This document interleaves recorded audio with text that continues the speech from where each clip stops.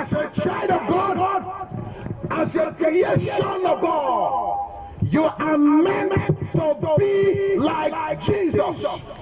My friends, are you aware that you are a carrier of Jesus? Are you aware you are embodiment of Jesus? You are created to be like God.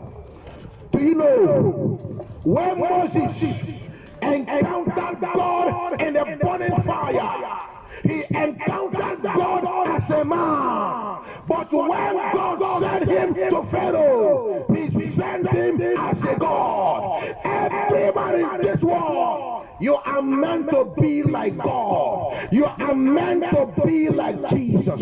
You are created to have the power of God, because the power that raised Jesus from the grave is working in you.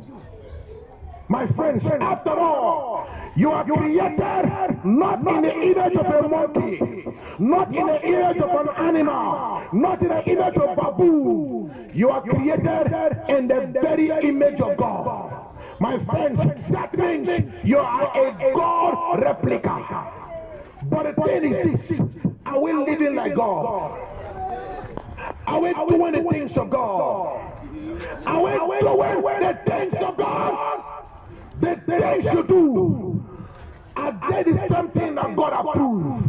My friends, are you the type, one leg in the church, one leg in Babalawo, one leg in the church, one leg in the mosque, one leg in the church? You pretend to know Jesus, but you celebrate with the world. Who are you deceiving? My friends, remember, every day of your life, you are making a decision. Every day, you are making a decision. My sisters, I beg you, one day you will meet God. One day you will stand before Jesus. One day you will stand before my Father, and you will give account of everything you have done. One day you appear before God. One day you appear before Jesus, and you will give account of everything you have done. My friends, surrender your life to Jesus. Surrender! Accept Jesus.